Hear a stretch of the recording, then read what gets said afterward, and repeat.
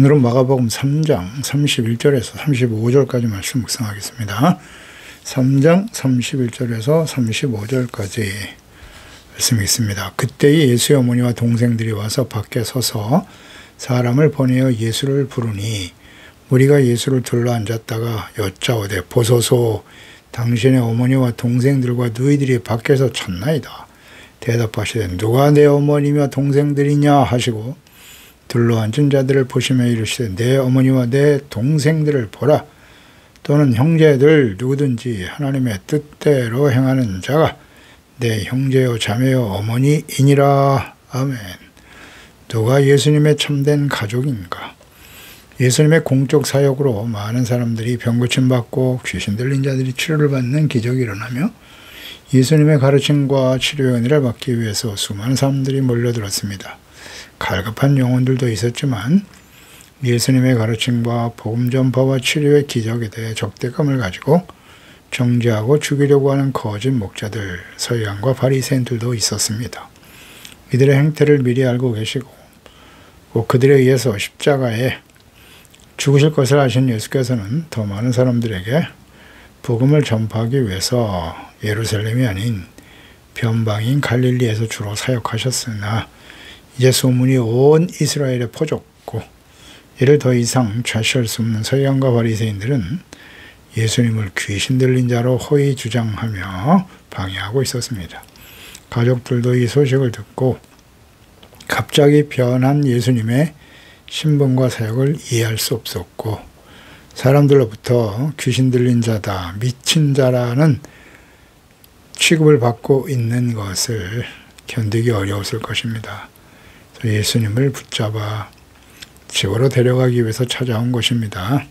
31절에 그때에 예수의 어머니와 동생들이 밖에 서서 사람을 보내어 예수를 불렀다. 그러니까 예수님의 가족들이 나사렛에서 가버나움까지 찾아와서 예수님을 만나려 하였으나 너무나 많은 사람들이 운집해 있었기 때문에 쉽게 예수님께 나갈 수 없는 상태였을 것입니다. 그들은 밖에 서서 사람들을 시켜서 우리들이 예수님의 형제와 어머니입니다. 그러니 이와 같다는 소식을 전해주시오. 이 형제들에 대해서는 마가복음 6장 3절에 이 사람이 마리아의 들 목수가 아니냐, 야고보와 요셉과 유다와 시몬의 형제가 아니냐, 그 너희들이 우리와 함께 여기 있지 않느냐 하고 예수를 배척했다. 그 형제들에 대해서 이름이 기록되어 있죠. 요셉, 야고보, 유다, 시몬의 형제. 여기서 볼 수 있듯이 마리아는 예수님을 출산한 이후에 여러 형제들을 낳았습니다. 당시 형제들은 예수께서 그리스도이시며 하나님의 아들이라는 사실을 전혀 받아들일 수 없었을 것입니다. 자신들과 함께 나사렛에서 같은 부모를 모시고 한 형제와 가족으로 살아왔기 때문입니다. 평범한 사람으로만 보았기 때문에 어쩌면 당연한 반응이라고 하겠습니다. 오히려 예수님의 공적 사역에 대해서 매우 당황해하고 있었을 것이고 그의 가르침과 주장과 기적을 행하는 일들에 대해서 바리새인들의 그 허위 주장과 같이 귀신 들려 미친 것이 아닌가 이렇게 생각했을 수도 있었을 것입니다. 참 사람으로 오셨으나 하나님의 아들 그리스도이신 예수님 가족들조차도 받아들이기가 쉽지 않았습니다. 32절에 무리가 예수를 둘러앉았다가 여짜오되 보소서 당신의 어머니와 동생들과 너희들이 밖에서 찾나이다. 예수께서 들어가 계신 집은 입추 여지없이 사람들로 가득 차 있었습니다. 무리들은 예수님과 제자들과 더불어서 예수님을 중심으로 촘촘히 둘러앉아 있는 상태였습니다. 그래서 마가는 모친과 동생과 너희들이 밖에서 찾는다라고 기록하고 있고요. 마태복음에는 말하기 위해서 밖에 서 있다. 이렇게 기록했고 누가는 보려고 밖에 섰나이다. 각각 기록하고 있습니다. 본다, 말한다. 가족들이 예수님의 사역의 현장에 나타나 찾고 있는 이유가 무엇인지를 예수께서 명확히 알고 계신가의 여부가 자세히 기록되어 있지는 않지만 예수께서는 그의 동생들과 가족들의 그 불신과 혼란스러움을 이미 알고 계셨을 것입니다. 다음 절에서 보듯이 예수께서 자신의 가족, 특히 영적 가족에 관한 가르침으로 확인할 수 있습니다. 하나님께서 예수님을 보내신 사명을 순종하기 위해 때로는 가족과의 관계 단절과 갈등도 감수해야 함을 알 수 있습니다. 예수께서는 복음을 전하는 사명에 대한 절대 순종을 위해서, 하나님의 뜻을 이루기 위해서 친히 집이나 가족까지 버려야 함을 강조하신 것입니다. 마가복음 10장 28절 이하에 베드로가 여짜오되 이르되 보소서 우리가 모든 것을 버리고 주를 따랐나이다. 예수께서 이르시되 내가 진실로 너희에게 이르노니 나와 복음을 위하여 집이나 형제나 자매나 어머니나 아버지나 자식이나 전토를 벌인 자는 현세에 있어 집과 형제 자매 어머니와 자식과 전토를 100배나 받되 박해를 겸하여 받고 내세 영생을 받지 못할 자가 없느니라 말씀하셨거든요. 주님을 따른다고 하는 것은 가족관계까지도 때로는 뒤로 해야 한다는 거예요. 우선순위를 하나님이 부르신 사명에 집중해야 된다. 가족들에게 연연해서 주님의 사명을 등한시하는 일은 주님을 따르는 온전한 제자의 모습은 아님을 말씀해 주신 것이죠. 이것은 가족관계 자체를 무시하신 것은 아니고요. 삶의 우선순위에 대한 말씀인 거죠. 그러니까 주님의 때에 주어진 사명을 위해서 충성하고 계시는 예수께서 자신에 대한 불신과 혼란스러운 상태에서 찾아온 가족들의 면회 요청에 어떻게 대응하셨나요? 3절에 보니 대답하시되 누가 내 어머니며 동생들이냐? 예수께서는 자신을 찾는 어머니와 형제들에 대한 소식을 전해 들으시고 매우 엄하고 아주 단호하게 말씀하십니다. 이렇게 대하신 이유는 인간관계를 전면 부정해서가 아닙니다. 육체적인 가족관계보다 더 중요한 영적 관계의 중요성을 가르치고자 하셨던 것입니다. 예수께서 이 땅에 보내신 하나님의 뜻은 하나님의 아들 그리스도로서 사명과 사역이죠. 복음 전파하고 모든 사람들이 복음을 듣고 회개하고 믿음으로 구원을 받아 거룩한 하나님의 자녀와 백성이 되고 하나님의 왕이 되어 다스리시는 하나님의 나라를 회복하게 하심을 이 일을 위해서 보내신 것을 너무나 잘 알고 계셨고 이제 하나님의 때가 되어 일에 매진하고 계셨던 것입니다. 그리고 자신이 십자가에 못 박혀야 할 것을 알고 계셨고 주어진 시간이 많지 않음을 아시고 주어진 사명에 충실하는 것이 육체적인 가족관계보다 더 중요한 것임을 잘 보여주고 계시는 것입니다.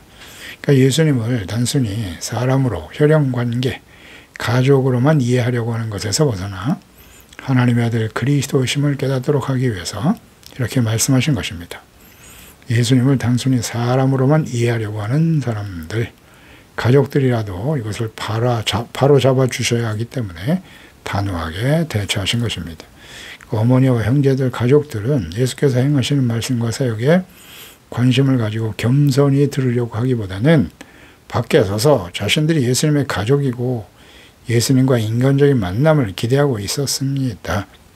사람들에게, 수많은 사람들에게 추앙을 받고 따르는 자신들이 예수님의 가족이야, 어머니와 형제들이라고. 그러면 당연히 사람들로부터 귀중히 여김을 받게 되고 쉽게 예수님을 만날 수 있을 것이라고 생각했을 것입니다. 그러니까 예수께서 말씀을 가르치시고 복음을 전파하는 사역을 중단하고 자신들을 만나주는 것이 당연한 태도다. 이런 생각을 가지고 있었을 것입니다. 가족들은 예수님의 사역에는 관심이 없었고 오히려 미친 짓을 하고 있다고 말하는 사람들의 그러한 평가를 듣기 싫었던 거예요. 그러므로 지금 하는 일을 중단하게 할 목적으로 사람들을 불러내려 했던 것으로 보입니다. 예수께서는 가족들이 이러한 태도를 이미 알고 계셨기 때문에 복음 전파의 사명을 가족들 때문에 중단할 수 없음을 분명히 말씀하신 것입니다. 부르심과 사명, 또 목적과 가치 우선순위를 분명히 세우고 하나님의 사명에 매진하고 계신 예수님의 모습을 보게 되지요. 누가 내 어머니와 동생들이냐? 이것은 인간적인 혈연관계로 접근하려고 하는 가족들에게 예수께서는 단호하게 예수님의 어머니와 동생 가족들과의 관계보다는 하나님과의 관계가 더욱 중요함을 말씀하신 것입니다. 이는 가족을 무시하는 태도로 보일지 모르지만 만약 예수께서 가족들을 선대하기 위해서 사역을 중단하고 그들을 영접했다면 많은 사람들이 예수님의 가족들 또한 숭배와 칭송의 대상이 될 수도 있었을 것이고, 예수님은 하나님의 아들 그리스도가 아니라 그저 평범한 가정에서 태어나 자란 그의 형제와 가족들이 있는 그냥 인간으로만 보게 되는 거예요. 그래서 잘못 왜곡된 신앙을 가질 우려가 있기 때문에 예수 그리스도를 향한 믿음과 초점을 잃어버릴 수가 있었단 말이죠. 이 염려를 알고 계시기 때문에 이렇게 단호하게 대처하신 것입니다. 34절에도 둘러 앉은 자들을 보시며 이르시되 내 어머니와 내 동생들을 보라, 내 형제들을 보라. 누구든지 하나님의 뜻대로 행하는 자가 내 형제고 내 어머니다. 이런 말씀을 하십니다. 하나님의 말씀과 복음을 듣기 위해서 모인 사람들, 회개하고 복음을 믿어 구원받기를 사모하는 이 사람들이 바로 나의 어머니, 동생, 형제, 가족들이다 라고 선포하신 거예요. 예수님께서는 하나님의 아들이시고 또 예수님께서 전해주시는 말씀과 복음을 듣고 믿는 자들이 죄사함을 받고 의롭다함을 얻어 하나님의 자녀가 되는 거예요. 그러니까 예수 그리스도와 한 아버지 하나님을 섬기는 형제가 되는 것이죠.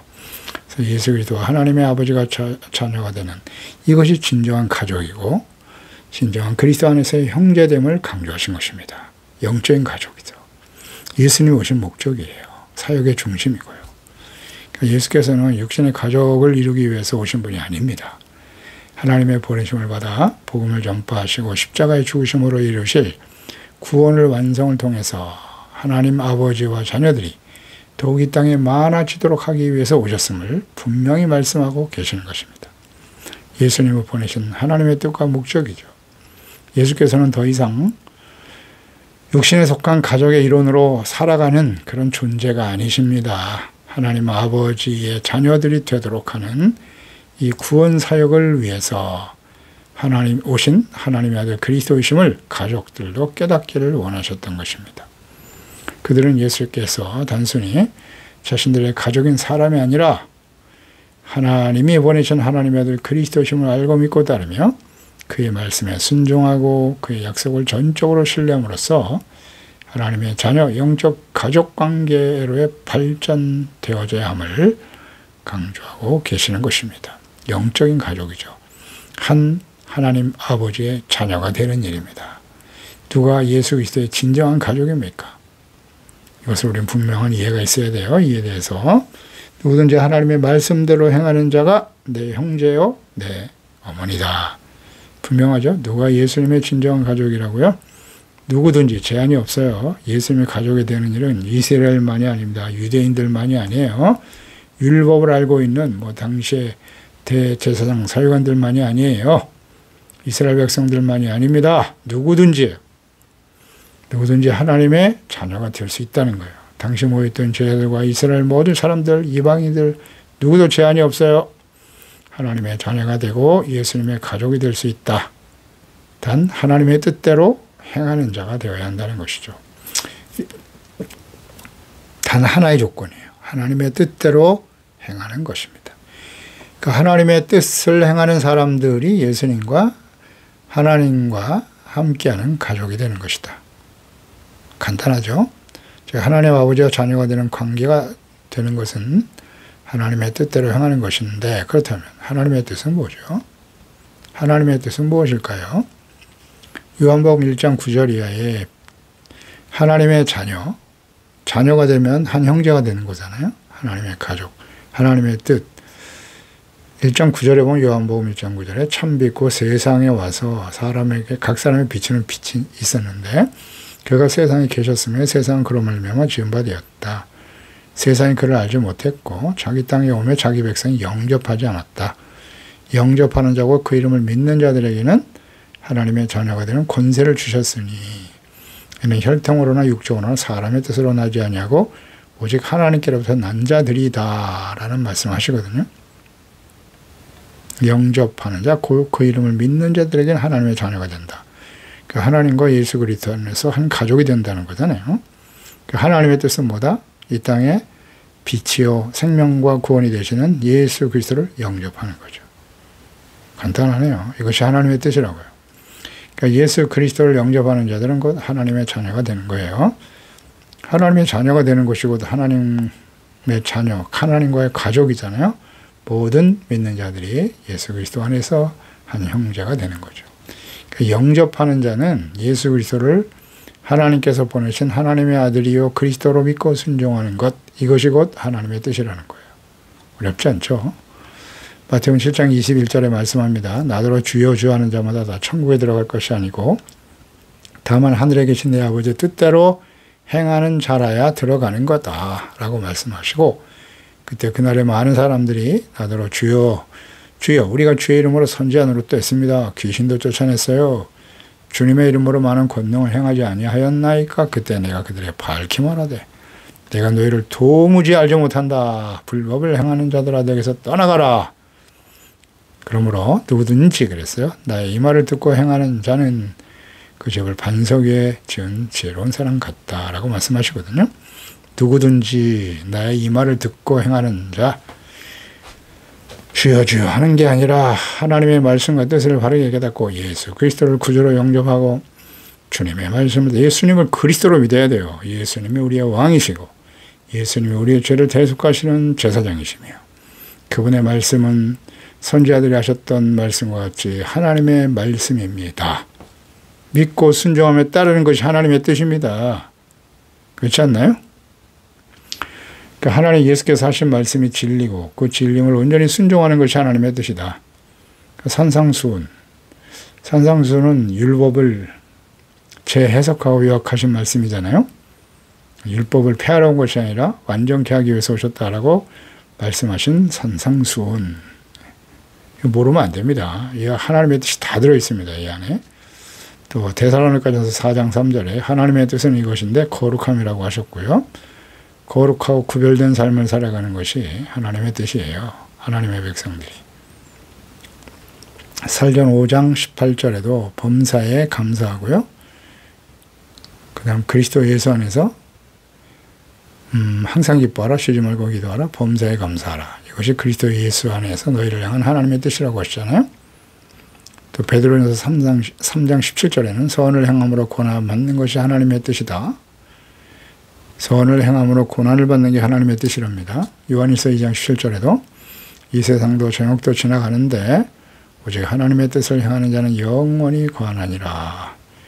예수 그리스도를 알고 그분의 말씀을 진리로 믿고 죄사함 받고 의롭다함으로도 거룩한 주님의 자녀 백성으로 살아가는 것, 선을 행하고 주님의 말씀 공의를 행하며 이웃을 내 몸과 같이 사랑하고 겸손히 주님과 동행하며 이 일로 인해서 고난받는 것이 하나님의 뜻이라고요. 이해가 되십니까? 이 하나님의 뜻, 이 뜻을 행하는 사람들이 누구다? 예수 그리스도의 참된 가족이다. 하나님의 자녀란 뜻이에요. 그래서 예수님을 단순히 사람으로만 여기는 자들, 당시 예수님의 가족들, 서기관과 바리새인들은 율법을 어기는 죄인, 죽어 마땅한 사람으로 보았던 것이죠. 하나님의 뜻이 확실히 정리가 되셨습니까? 하나님께서 보내신 하나님의 아들 예수 그리스도를 알고 믿어 영생을 얻는 거예요. 하나님의 뜻입니다. 회개하고 복음을 믿는 것이 하나님의 뜻이고요. 마가복음 2장 15절에 말씀하셨죠. 이 천국 복음이 모든 민족에 증언되기 위해서 온 세상에 전파되는 것이 하나님의 뜻이에요. 마태복음 24장 14절이죠. 마가복음 16장 15절에도 너희는 온 천하에 다니며 만민에게 복음을 전파하는 것이 하나님의 뜻입니다. 마태복음 28장 18절이야 마지막 절이죠.